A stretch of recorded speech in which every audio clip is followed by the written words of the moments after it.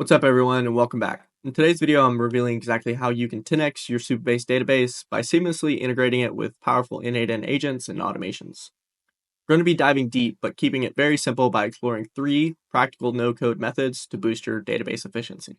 I'll start off by guiding you through how you can quickly build a structured SQL database with perfect relational setups such as tables, foreign keys, and references, all without writing a single line of code. Plus, I'll show you exactly how you can interact with this database effortlessly without ever needing to manually craft SQL queries again. And this is something that's super useful whenever your projects get a little bit bigger and your tables are very intricate and you need to query data fast. With recent updates to N8N, the AI agent node has undergone some significant changes.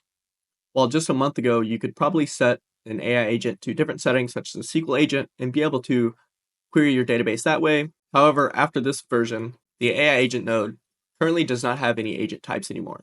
And as shown in the N8N documentation, this has now been removed for all AI agent nodes, and they'll be set statically to being a tools agent. But don't worry, I'll share the workaround you need to continue smooth integration with Supabase so you can continue querying your database. Next, I'll show you step-by-step how to create webhooks directly in Supabase, and this allows you to effortlessly link your N8N workflows to. So this will help you do multiple things. You can create transactional emails and update your users if you have any, or update yourself if you need to be updated whenever there's database changes. So for example, if you have new users signing up, I'll be showing you how to create a webhook to send them new user welcome emails. And something that isn't shown in a lot of YouTube videos is how to send those actually professionally. You don't want to be sending your new users welcome emails with your personal Gmail. So I'm going to be showing you how to set up a SendGrid node to be able to send them actually professional emails from a private email domain. And for the third automation, I'll be showing you how to set up a webhook connected to specific tables to show updates of any records within that table to be able to notify you directly. I'll also show you the quick 30-second setup it takes to create a website and introduce Supabase Auth to be able to send emails to new users. So let's jump right in and get right to it. So this AI agent is directly connected to my Supabase database, which I'm going to be showing you how to set up all these tables with all this data here in a second. But this is a stock-related database which has a stocks table, which lists all the tickers, price history, which lists some of the prices related to those stocks, which is set up as a foreign key. So this stock ID relates directly to the stocks table. We can see that this is ticker Apple. We can go to this arrow, click open table, and this is the current record that is being referenced in our price history table. Then we also have a trading strategy, which will show name of the trading strategy, any description, parameters, and if it's open or closed. So for instance, we can go to our AI agent, open chat, and say, give me all the tickers I have in the stocks table. And it'll give us a full list of stocks that we have in there. But where this becomes truly useful is whenever you have a relational database with multiple different tables referencing other tables. And once you have a ton of records in one table, for instance, our price history table, that can be difficult to traverse and be able to just have a quick glance and see what's going on in that table. So normally you would go into your SQL editor and create and write SQL select queries to be able to select from that database and return any valid rows based on your criteria. So for instance, if we go to our price history table, we can see that there's no ticker name here.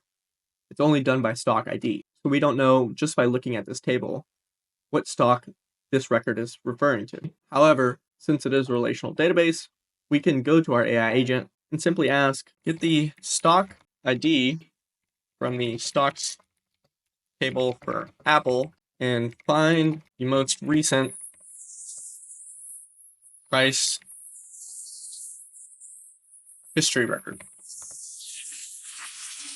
And this is much easier talking in plain English, doing this rather than thinking through it, then also creating a SQL query. And you'll see that it hit the database multiple times. So first it got the stock ID from the stocks table for Apple, and then secondly, it hit the price history table with that specific ID and gave us our most recent price history record for Apple, which it returned and said that its stock ID is 1, which is correct. And if you've been working with databases or maybe you're new to them, you can see how this can be a true game changer as you don't have to bounce back and forth to the SQL editor, or if you're working on your front end project, you can keep this up and help check what the front end is showing, or if there's any bugs, you can quickly debug by querying the database. You can also You can also add more Postgres tools to be able to update rows, delete rows, etc. If you find any value from this or enjoy the content, please like, subscribe, leave a comment of anything that you want to see in the future or something that you liked in this video. And if you want any of these templates, join the school community, which will be linked below, and let's get right into it. So to be able to make this tutorial a little bit more functional and a little bit more useful, I'm going to spin up a quick website to be able to actually create some functionality. And I'm going to do this in Lovable. This won't be a Lovable tutorial. If you'd like to see that, comment down below. So I'm just going to spin up a quick application. So I'm just going to say create a 2-page application. Okay, so I wrote a quick prompt here. It's just saying create a 2-page application around stock tracking, backtesting, called AI Money, and it'll consist of 2 pages, a landing page with a hero section, which will also include a sign up / login form beneath that. And then after the login, there will be a dashboard, and for now, have it populated with dummy data revolving around stocks. So I'm going to go ahead and send this. And the main reason I'm creating this is just to show some little extra functionality whenever you're working with authentication and to be able to make your app a little bit more professional with some transactional emails whenever a user logs in for the first time. And while this is loading up, we can go ahead and create some of our tables within Supabase. So I'm currently in ChatGPT within the web version. And if you watch my last video, I said that I like to use the web version a little bit more than the desktop version as it gives you just a little bit more granularity and a little bit more customization, and it's a little bit easier to use. So I'm just going to prompt it to give us some SQL code to be able to create some tables and some dummy data to insert it into those tables. Say, please write SQL code for 3 tables and create dummy data to enter into those tables. Okay, so I just wrote a very quick prompt just explaining that we need 3 tables with dummy data, including a stocks table, price history table, trading strategies table, and using proper primary keys and foreign keys. Okay, so you see we have the full SQL code here with a stocks table, price history table, trading strategy, with stock ID, ticker, company name, and it also gave us indexes to be able to index the database. And here's our dummy data. I'm going to copy this, go over to Supabase, and I already have a project spun up. This is completely empty. There's nothing in here. So I'm going to go to the SQL editor, and I am going to paste that entire SQL prompt in there, and I'm going to run that. And we see we have success, no rows returned, and we should have tables in our database now. Now, there's no RLS on any of these tables, so if you actually wanted to make this, I highly suggest you do so, but for this should be good. So we have stocks, okay, trading strategy, and price history. Should be good. Let's head back to Lovable, see how we're doing there. Okay, perfect. And we have a full website here, all right, with the login, sign up, perfect. Okay, this should work. I'm gonna go ahead and connect Supabase. And this is the AI Money database that we just created. So I'm going to connect that, and connect is properly connected. So now I'm just going to copy this, enable the user auth or Supabase user auth functionality with our Supabase project. And I'm just going to paste this. I actually don't want Google, GitHub, Twitter. I just want with proper email and password. And I'm going to go ahead and click send on that. And if we hop over to our code, it should be creating some auth files and folders. Okay, just finished, and we need to sign up. And let's sign up. Creating an account. And you'll see I did get an email. I can confirm mail, and it'll obviously be routed back to the local host. We can refresh Supabase, and we see we have a new user logged in right there. Now, to successfully turn off the 2-step verifications where the user has to confirm their email before they can actually log in this authentication tab, you can go to sign in providers, and I'm going to go down to email and click this, and I'm going to click off confirm email. So the user will not need to confirm their email address before signing in for the first time. And I'm going to save this. and I'm going to head back to our authentication. Let's go ahead and try and log in. All right. And we looks like we have a really great error where it's continuing to reload constantly. So let's just fix that real quick. So I just sent a quick prompt saying it seems to be an issue with the auth as it tries to redirect back to the home page, then auto logs in. It could be an issue with the login or the async login. I actually meant to say log out there, but shouldn't work. Okay, that was incredibly annoying, but we got a fix. It was dealing with the authentication state changes. But here we are, we're logged in. We have authentication working with our Supabase. And like I said, this isn't a Lovable tutorial, but I just wanted to get something up to better show what we're trying to do here. Okay, now that we successfully have a working web version and a database somewhat set up, let's go ahead and jump right into building all the N8N automations and agents connected to this workflow to make it 10 times better. So I'm going to create an AI agent. And in prior versions, you used to be able to change this agent to be a SQL agent by itself. If you go into the N8N documentation, you can see that prior to this version, the AI agent node had settings, and you would be able to change that to be a SQL agent, tools agent, whatever. However, that has been removed, and now all AI agent nodes works as tools agents. So if you watched any of the old YouTube videos from about a month ago, they were creating different AI agents and creating them as a SQL agent, which was very useful. However, I think the masses only used the tools agent, so they made it just a tools agent statically. So you'll have to create a AI agent. You can give it a chat model. We can just do open router, and I'm just going to keep it at 04. We can give it memory. We can give it a tool, and this tool is going to be the Postgres tool. And we are going to create a new credential. And this is where you're going to have to go back to Supabase and fill in all the meaningful fields here. You'll have to get a host, a user, and a password. And this may look daunting at first, but it's very easy once you get the hang of it. So we'll go back to Supabase, and we can click this connect button here. And this will be specifically for the project that you're in. You can go to PostgreSQL, and then you'll want to go to your transaction pooler. And I really wish they would make these boxes a little bit bigger. You're just going to have to scroll through it. So host right here is what we need. We need host, the port number, and the user. So we'll do the host, copy this, paste it in here. Database is going to stay at Postgres. User is right here next to the U. This is going to be the password that you created the project with, and then you will need your port number, and it is right here, 6543. And you can go ahead and save this. Let's do AI money. We'll save this, and it'll test this connection to see if it's correct. And if you get connection failed, it's most likely going to be the password. Set it correctly. You can also reset it within your project settings if you need to do so. So now that that is successfully connected, we can see if we go to select here, we should have all of our tables here. So here's our stocks, price history, and trading strategy. I'm going to leave this to let the model define this, return all, and then we can go ahead and save this, and we can open chat and see if we can interact with our database. What is the... Okay, and we successfully got what our stocks are.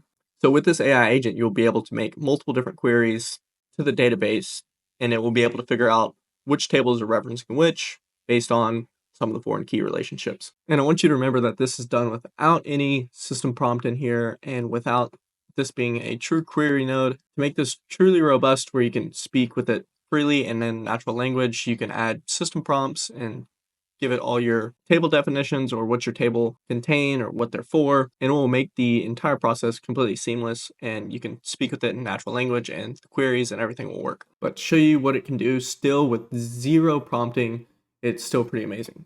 So I got a clean chat here to make sure it's not using it in the memory, and I'm going to say get the stock tickers for the ticker Apple from the stocks table and tell me most recent record from the price history Apple from the price history table. And it should make multiple different calls to the pro source table. So you see there's two there. We can open the chat and you can see that it got the stock ID from the first call. So from the table stocks. So from the response, it got all the records, which includes Apple, got the stock ID and went to our price history table and got the most recent record from Apple in the price history table. But this is extremely useful whenever you're building a project and you need to have simple querying back and forth to remember or look up what's in your database currently and help you debug and figure out what's actually going on if you have problems. And for our stock portfolio example, if you had true real-life backtested stock results in there, or maybe you could easily query the database this way and ask it different backtested results for different tickers and different trading strategies that you've implemented and not have to remember off the top of your head what they were, what the results were. It makes it an extremely very good use case for querying the database.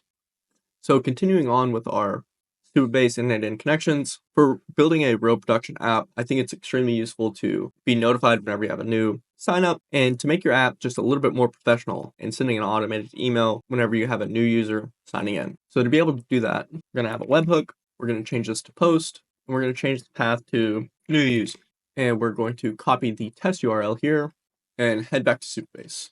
Now in Supabase, you'll go to your database, and then you can go down to webhooks, and you'll have to first enable webhooks if you haven't already for this project.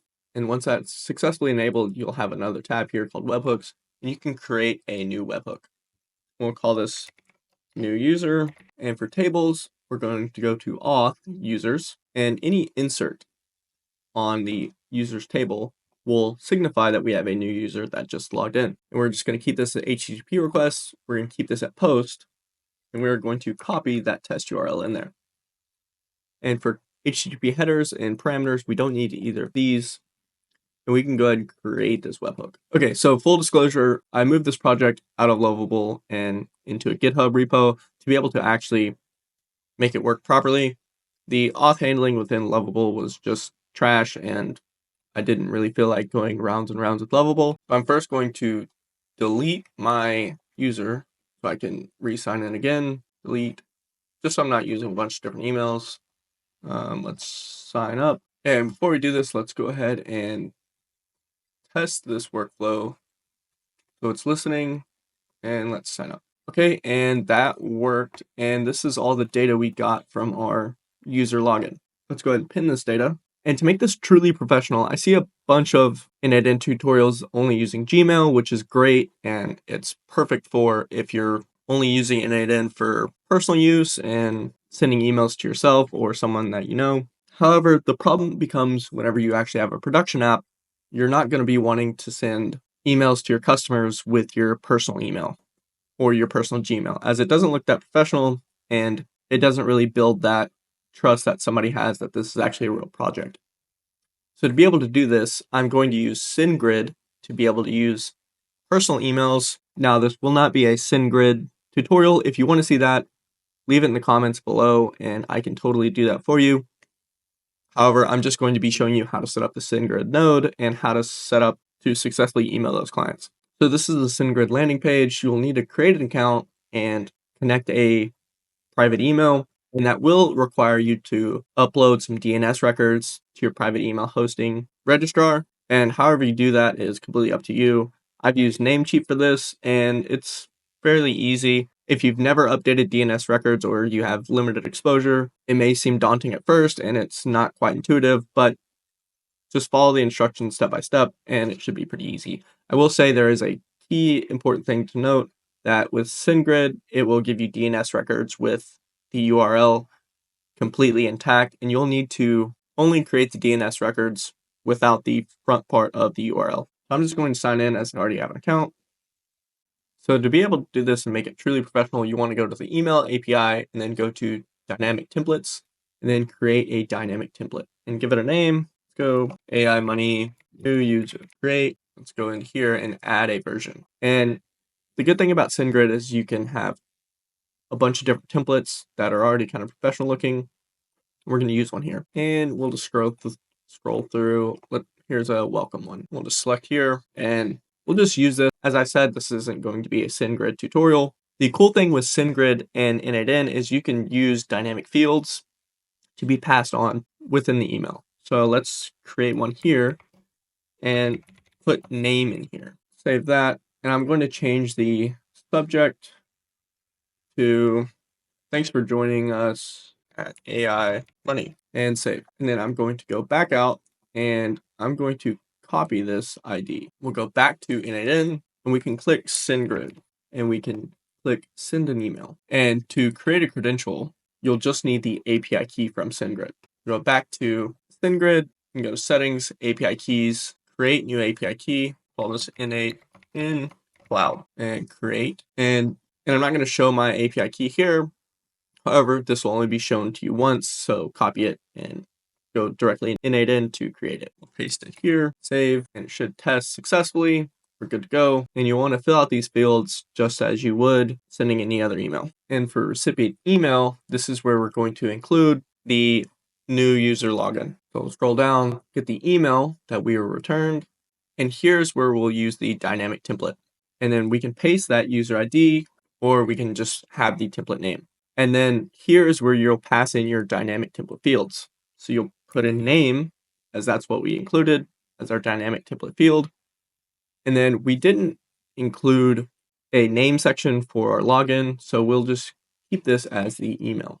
And then we can go ahead and test this up. And it was successful. Here's the message ID. And you should be getting email at the email that you logged in with. And boom, here it is. So AI Money, welcome. And here's the dynamic field that we passed on. Thanks for joining us at AI Money. And that looks great. And this is a nice professional touch that you can add to all your applications that you're building, or if you're building it for someone else, to actually include a professional email and not just be sending them your Gmail email. And something that I like to do is add a extra note here, and it'll just be a Gmail to actually send an email to my personal email saying that I had a new login. Now for the very last thing is to add a transactional email sender based on updates of any database tables. So going back to our stock example, and let's say you have an automated way of sending any new trades to update this trading strategy table. And in the real world, you will probably have something like entry price, exit price, and some notes with it, or maybe a description here with the name of the actual trading strategy that you're using. And then you can also have a section for if the trade is closed or open. So for example, if you have an open trade that you're going to close, and it'll send an update that the trade was closed. So you could do this by adding a column is closed. A trade is closed. Type. We're going to create this as a Boolean false, save.